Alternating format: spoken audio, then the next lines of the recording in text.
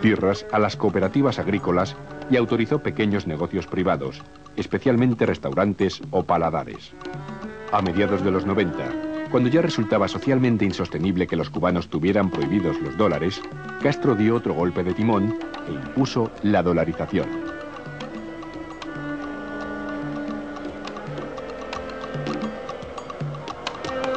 La coexistencia de una doble moneda en la isla, el peso cubano y el dólar norteamericano, representa hoy una de las más importantes mutaciones de una revolución basada en un modelo de pobreza horizontal e igualitaria. Un ejemplo: las famosas variedades Galiano, uno de los almacenes más emblemáticos de la capital de la isla, forma parte de la Cuba del peso. Al igual que las tiendas del Boulevard de San Rafael, donde la moneda corriente es el peso también. Viejos productos chinos, checos o soviéticos, la mayoría ya inservibles o descatalogados, conforman el exiguo stock que pueden adquirir en ellos los cubanos que no disponen de dólares.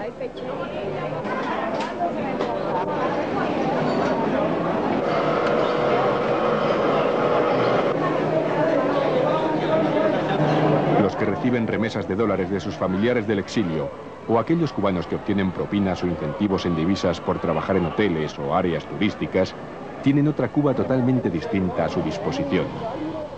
En estos otros almacenes, en la época, situados a solo 20 metros de variedades Galiano, cualquier cubano con dólares puede adquirir cualquier producto de marca de cualquier lugar del mundo. Es la otra Cuba. Una Cuba a la que solo el 10% de los cubanos tiene acceso. Es la extraña ética del dólar. La revolución parece estar borrando con el codo lo que escribió con el puño. Los extranjeros pueden ser ya propietarios otra vez de inmuebles y apartamentos en la zona habanera de Miramar. Y más aún, legendarios locales de los tiempos de Batista, como el Club Habana, han sido restaurados para los extranjeros por la misma revolución que los había clausurado. Eso sí, los cubanos siguen sin tener acceso a esas nuevas zonas privatizadas por su revolución. Dólar que entra en Cuba, dólar que engulle el régimen. La dolarización representa una flagrante desigualdad en una sociedad que durante 40 años se ha salvado de la miseria extrema que han padecido los países de su entorno. En una sociedad que se ha formado y ha crecido sin conciencia del dinero. En una sociedad donde las necesidades básicas estaban garantizadas por la propia esencia de una revolución hecha entre todos, para todos. La doble moneda, los economistas y los que no somos economistas lo sabemos, genera dificultades y genera desigualdades. No hay duda que hubiéramos preferido poder desarrollar plenamente nuestras granjas y no tener que dar 3 millones de hectáreas a unidades básicas de la producción cooperativa, aunque son cooperativas, no son propiedad privada, individual, pero no, y otras medidas de la inversión extranjera y en otros campos que hemos tenido que ampliar para salvar las conquistas del socialismo. Esta conquista que tenemos de libertad, de independencia, de soberanía, de salud, de educación, de igualdad, eso es lo que queremos salvar y por eso es evidente que hemos tenido que hacer concesiones. Peculiares concesiones. Para que los dólares que reciben desde Miami los cubanos no escapen al control del régimen, el gobierno ha creado la llamada cadena de tiendas de recuperación de la divisa. Esas tiendas, como La Época, son las que ponen a la venta los productos importados que pueden adquirirse en dólares. Solo en esas tiendas pueden comprarse productos que el Estado ha ido dejando de suministrar a través de las libretas de racionamiento. Productos como la leche, el aceite, el jabón de aseo y otros elementos básicos que sin embargo están a la venta si se pagan en dólares. El que no tiene dólares solo tiene una opción: acudir a las bodegas donde el Estado distribuye los cada día más escasos productos racionados. El país ha sido pauperizado en dimensiones realmente difíciles de concebir. Si tú eres cubano, no puedes hacer una inversión en Cuba por mínima que sea. Cuba se está vendiendo al mejor postor extranjero, sea español, italiano o alemán. Los cubanos por ley no pueden invertir en Cuba. Aún cuando tuvieran el dinero, pongamos un ejemplo, si yo le envío a mi familia ahora 40, 50 mil dólares para que pongan un pequeño negocio de subsistencia, esto es ilegal. Si tú lo haces, eso es legal. Entonces se ha pauperizado el país a extremos absolutos. Hay una pequeña capa que vive del privilegio del dólar, y claro, eso genera una situación muy tensa. Dos mundos radicalmente distintos, de expectativas distintas, conviven hoy en la isla diferenciados por la moneda que llevan en los bolsillos. Esta mujer, Betty, forma parte de la Cuba del peso. Administra una de las bodegas de La Habana Vieja que abastece de alimentos racionados a más de 1000 vecinos.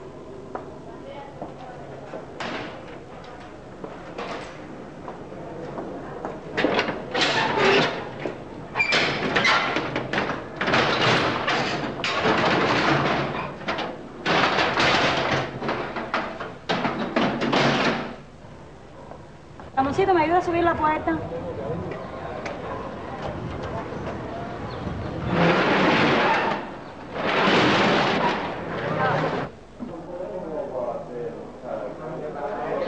Este mes nosotros tenemos en la unidad el aceite. Este aceite es media libra para todos los consumidores, pero además adquieren media libra más los niños de 0 a 14 y los mayores de 60 años.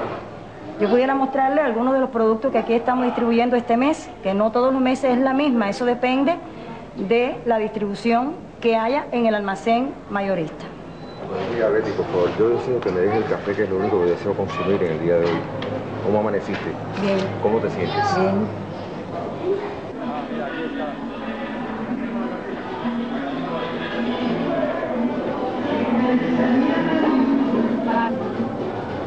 Luis, el marido de Betty, trabaja también en La Habana Vieja, en una distribuidora estatal de leche. La leche es un bien preciado en Cuba, un país de escasa ganadería. Solo los niños y los ancianos tienen derecho a ella, así como personas enfermas cuya dieta ha sido prescrita por un médico.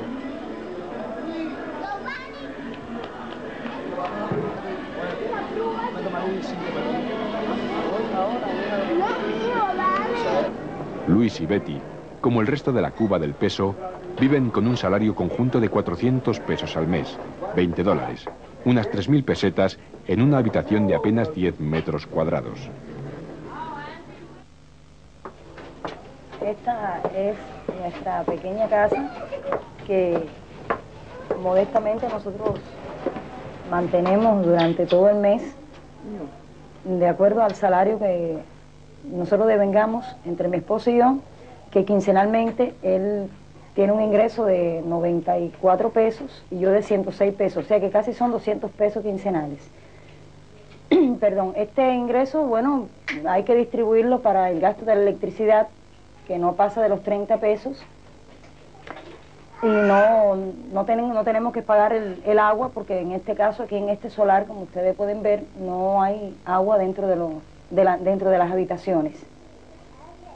Y no tenemos otros gastos así, porque la escuela es gratuita, la salud, en este caso lo que se gasta con respecto a la salud es el medicamento, por supuesto, pero no tenemos que pagarle a ningún médico porque nos consulte a nosotros, a los niños, ni la escuela, quizás algún libro de cuentos para los muchachos, en fin, esas cosas que no son realmente imprescindibles, ¿no? Yo no puedo adquirir en un mes en divisa lo que adquiere una familia que recibe divisa del exterior, de la familia.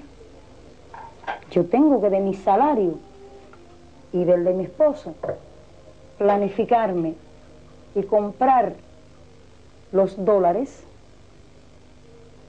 siempre dejando los gastos de electricidad y otros gastos de la casa, y adquirir 2, 3, 4, 5, a veces en un mes nosotros podemos comprar hasta 6 dólares.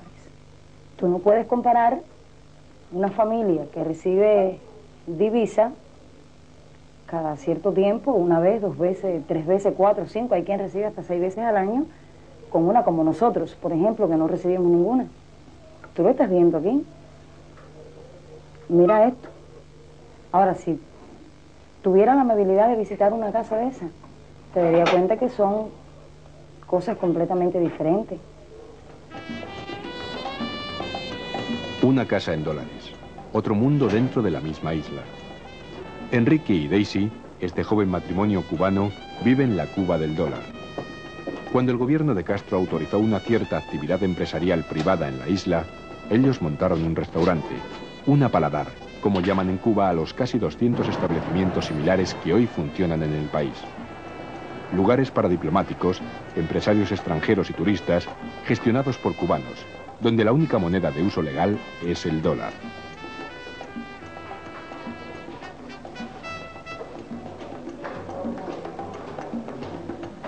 Como cualquier otro cubano, por supuesto, ¿no? Yo tengo una libreta de racionamiento para los alimentos, aunque no la uso mucho porque, bueno, como tenemos el negocio del restaurante, nosotros prácticamente comemos siempre y almorzamos en el restaurante. El joven matrimonio vive en El Vedado, uno de los barrios medios de La Habana, en una casa de unos 70 metros cuadrados con todas las comodidades de una vivienda occidental. Solo las propinas diarias que reciben en divisas en su restaurante superan ampliamente el salario mensual que percibe un trabajador cualquiera de la Cuba del peso. Nuestra vida material, seguro, sin dudas, ha cambiado un poco, ¿no?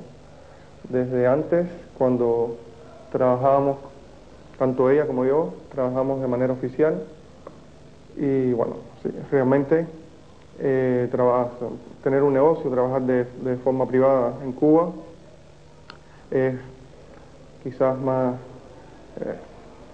digamos, es más remunerado, ¿no? En la Paladar de Enrique y Daisy, uno de los lugares sin duda más agradables de La Habana, difícilmente puede comer un cubano. Y no porque esté prohibido, como lo estaba antes de la dolarización, sino porque, como en cualquier otra paladar, los precios son prohibitivos. Una comida ronda los $25 por persona, unas 3.000 pesetas, es decir, el salario de 2 meses de trabajo de un cubano del peso. Estamos en La Guarida. Esto es una paladar que todo el mundo conoce por Fresa y Chocolate, puesto que en esta locación fue donde se hizo la película del mismo nombre.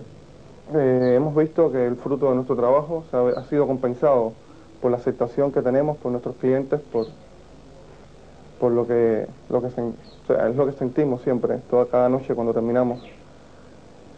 Por otra parte, al igual que todas las demás paladares o restaurantes privados, que en esencia es lo mismo, tenemos una serie de regulaciones que establecen para poder cumplimentar nuestro trabajo, como es el caso de la cantidad de comensales que podemos atender cada noche, que está limitada al número de 12 a la vez.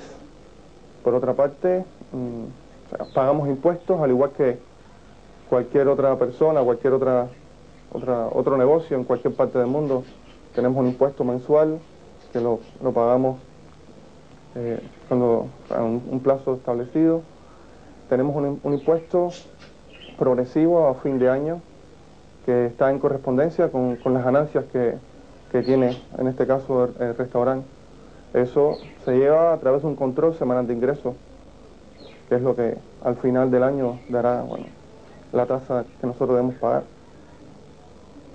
También es un negocio eminentemente familiar, o sea, solamente la familia puede trabajar en el restaurante, los padres, los hermanos, las esposas, los esposos, puesto que, o sea, es una regulación más de las que están establecidas, ¿no? Que sea un negocio solo familiar. Dos Cubas radicalmente distintas, la de los pobres y la de los emergentes, a las que el dólar impone una distancia paulatina e insalvable. Dos Cubas separadas por el nuevo concepto del dinero. Dos Cubas distanciadas por la edad, por el reverencial respeto que los más humildes profesan a una revolución que les dio la dignidad, pero les escamoteó la realidad.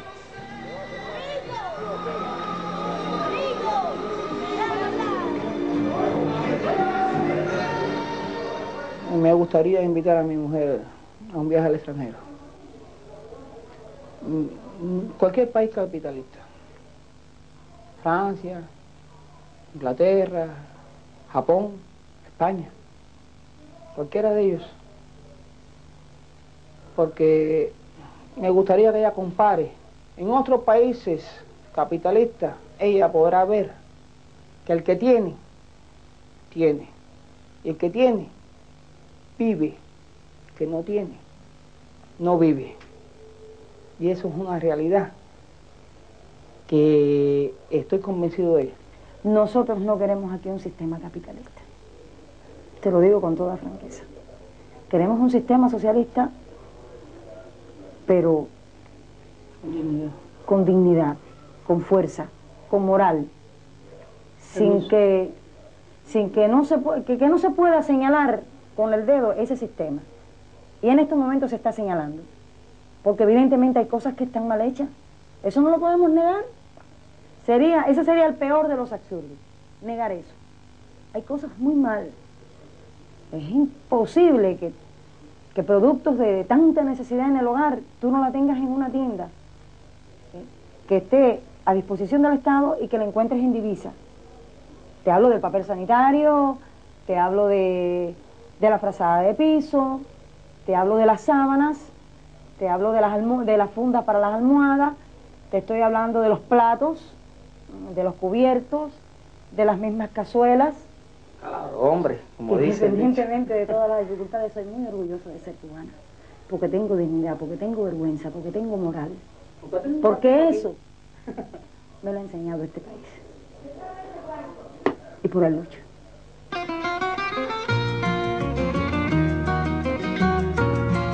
Junto a los cambios introducidos por la dolarización en la vida de la isla, se respira también un aire de cierta permisividad de la actividad política de la oposición, especialmente la de los llamados diplodisidentes, un término peyorativo que califica en Cuba a la oposición autorizada, a la que le sirve al régimen para mantener limpia la cara. La represión, como los propios cubanos reconocen, está más centrada en suprimir la progresiva delincuencia de las calles que en acallar las voces críticas que se agrupan en torno a decenas de pequeños partidos políticos todavía ilegales, todavía proscritos en la isla. La transición se nos viene encima.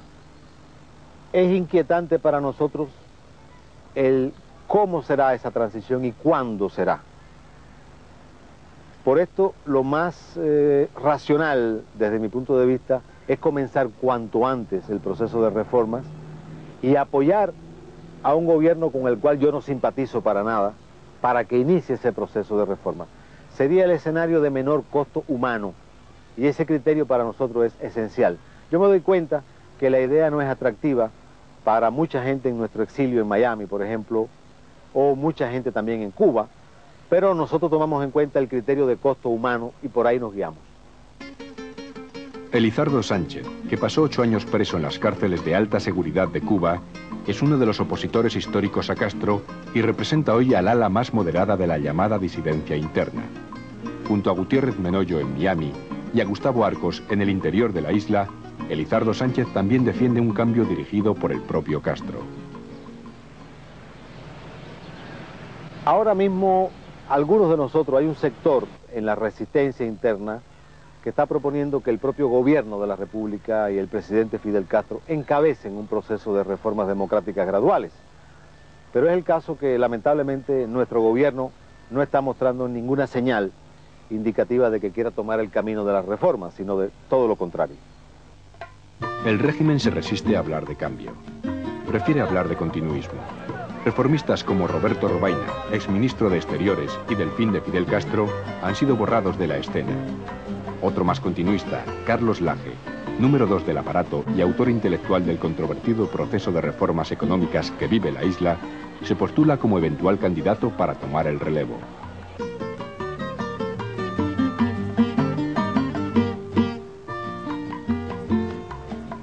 No es extraña la respuesta de los más altos representantes del gobierno cuando se les pregunta cómo será la transición una vez muerto el comandante.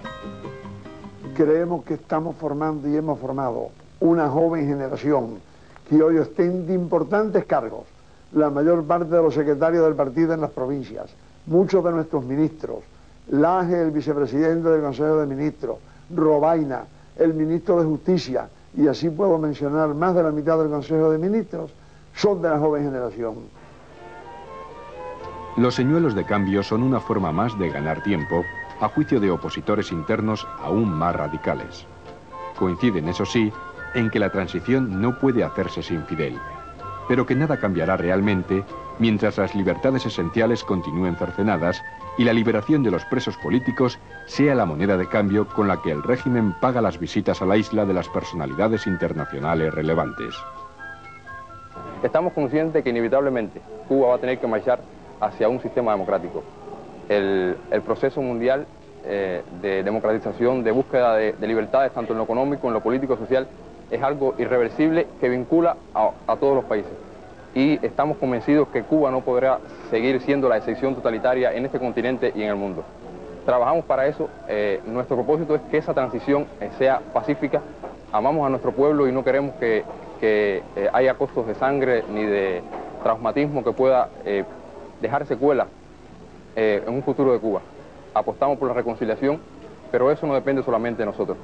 Sabemos que hay un régimen que se aferra al poder, que no tiene absolutamente ninguna voluntad de cambio, y dependerá de ellos que la transición inevitable ocurra de manera traumática o de manera pacífica.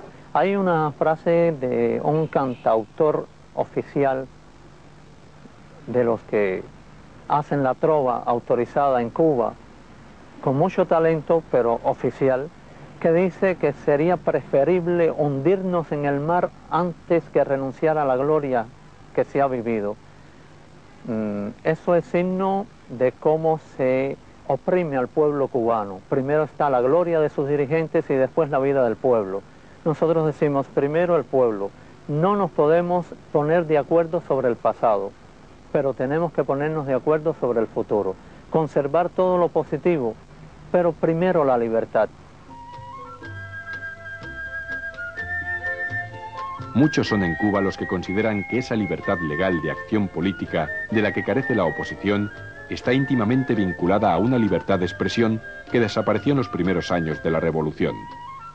La mayor parte de los habitantes de la isla, de hecho, ha aprendido lo que significa la libertad de información gracias a unas antenas parabólicas de fabricación casera con las que captan las emisiones de la televisión de Miami. La libertad de prensa, desde 1967, tiene una única voz en los kioscos, la de Granma, todavía hoy el órgano oficial del Partido Comunista de Cuba.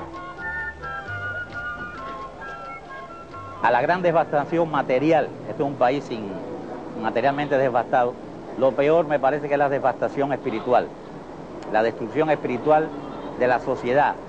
Hay mucha gente, y esto tiene que ver con la pregunta anterior, que miente, que tiene una máscara, que tiene una doble moral, o una triple, o vaya usted a saber. Es una sociedad enferma, una sociedad mutilada, y realmente el futuro de Cuba, para mí por lo menos, es impredecible. Es impredecible, no sé realmente qué pueda pasar. Aspiramos a que haya una democracia, una apertura, que se puedan abrir periódicos, que se puedan abrir revistas, que la gente participe en todo, que regresen los que se fueron, o los que quieran regresar de los que se fueron, que haya una reunificación familiar total, que haya mucho perdón y mucho olvido, pero realmente no se sabe qué puede pasar ni hacia dónde vamos a ir.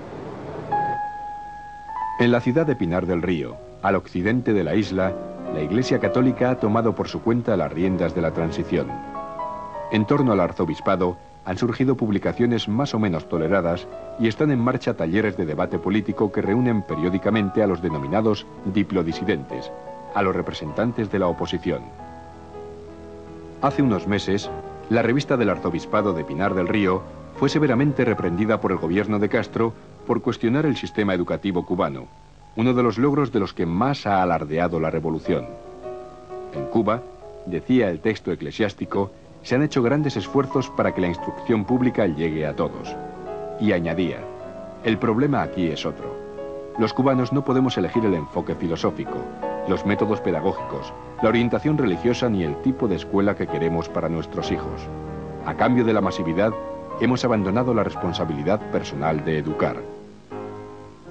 No hemos sufrido, diríamos así, un correctivo de las autoridades, sino como una especie de llamada de atención a que quizás nuestras proyecciones eran con un tono un tanto violento, un tanto agresivo quizás en su exposición, expresaban así las autoridades, y hemos tomado la determinación que siempre toma la Iglesia en todas estas cosas, saber que hasta dónde se puede llegar, dónde es lógico llegar y dónde debemos llegar, porque lo que no queremos es una confrontación, sino esa concertación de la que hablaba el Papa, ese dar pasos para que el hombre pueda promover él mismo su dignidad, buscar los espacios que le corresponden y que la Iglesia le ayude como madre y maestra en ese camino.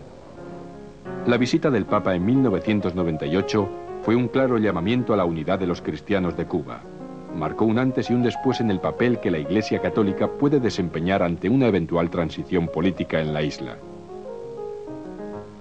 Después de la visita del Papa, que preparamos meticulosamente, cuidadosamente, que fuimos ayudados por iglesias hermanas con gran generosidad, la Iglesia vive otra nueva realidad, indudablemente, la realidad de una gracia extraordinaria de Dios que ha sido la visita del Santo Padre. Las conversiones se han sucedido, la gente joven acude a la Iglesia en masa buscando, diríamos, algo que el Papa manifestó y declaró valiente y públicamente con su evangelio social. Y la Iglesia hoy ocupa un lugar en esta sociedad que es un lugar, diríamos, no de confrontación, pero sí es una institución a la que se tiene que respetar y a la que se tiene que admitir como tal. Una sociedad civil vertebrada, un gobierno dispuesto al cambio y una isla sin bloqueo. Desde dentro y desde fuera, consideran esenciales esas tres condiciones para que en Cuba se produzca el cambio pacífico hacia la democracia.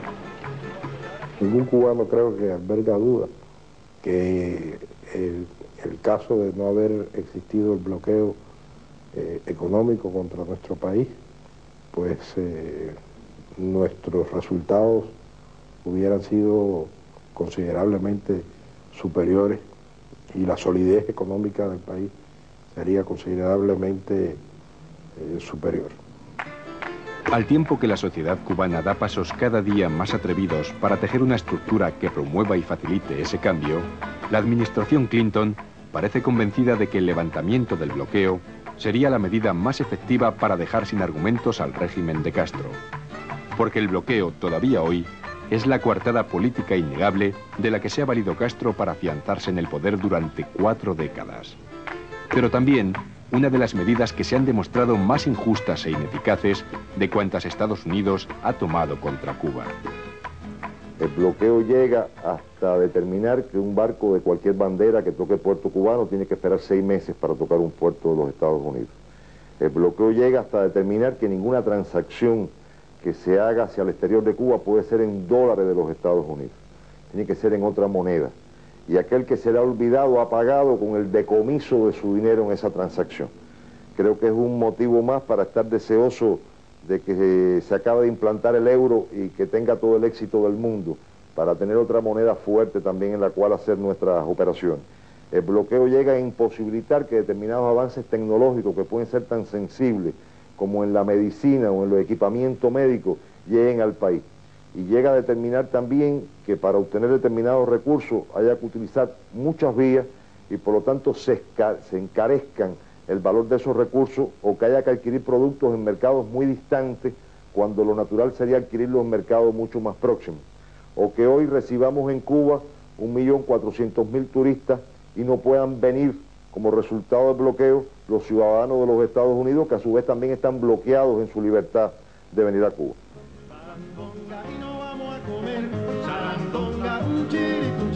Sarandonga en el alto del puerto, sarandonga, un ñame con bacalao, sarandonga que mañana es domingo, sarandonga, óyalo cantar, sarandonga, yo no como la judía, ¿por qué? Porque tiene 4 dientes. Bajo la suela del bloqueo, escudriñada por la izquierda y la derecha del mundo entero, sometida a los vaivenes políticos de un régimen que no renuncia al trono y consciente de que en sus calles se vive una igualdad cada día más desigual, la última isla, Cuba, presume todavía de su singular talante para que nada sea un obstáculo. Lo que puedo contar es, el cubano, cuando el cubano se sabe amarrar y sabe luchar, porque ahora mismo estamos bloqueados, que eso lo sabe el mundo entero, no estamos bloqueados.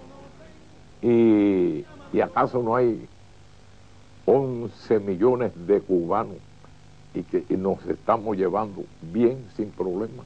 Porque allí nadie se acuesta sin comer. Nadie se acuerda, porque el cubano tiene esto, yo no sé aquí también, pero el cubano es de cuando se levanta, el vecino, el de al lado, le dice, oye fulana, vino mi pariente del campo y me trajo un racimo de plátano, toma para que te lleve 7 o 8 para allá. Dice, ah sí, para mí me trajeron carne, ya toma un pedazo. Ese es el cubano.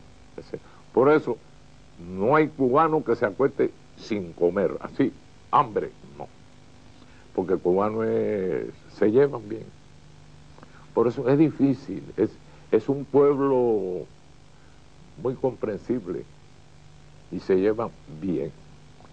Porque, ahora, lo que no sí veía la protesta cuando eran las matazones, porque allá en Cuba no hay chorro de agua de eso para dispersar a la gente, ni hay policía con palo para darle no, allá no hay nada de eso. Allí la policía y el ejército dicen, se está madurando mucho el café y se está goteando, vamos a formar, y va la policía en el pueblo, que si todo a recoger el café. Así que es una policía que es pueblo. Por eso yo te digo que el cubano se lleva bien, yo lo digo. Es un pueblo que se quiere, no solamente a los cubanos. Ahora yo le invito a todos ustedes, vayan y vean eso. Si no es verdad lo que yo digo, arránquenme la cabeza. Agua de cristal resplandeciente en la voz que viene dando color a la ilusión de un noble sentimiento, a la pasión de un tierno corazón. Es el canto salvaje del cielo, es mi canción. Agua de cristal resplandeciente en la voz que viene dando color, es la magia de un mundo desconocido para vos. Es el ritmo que ataca directo a la razón y un corazón que se deja llevar, que se pone a bailar al golpe de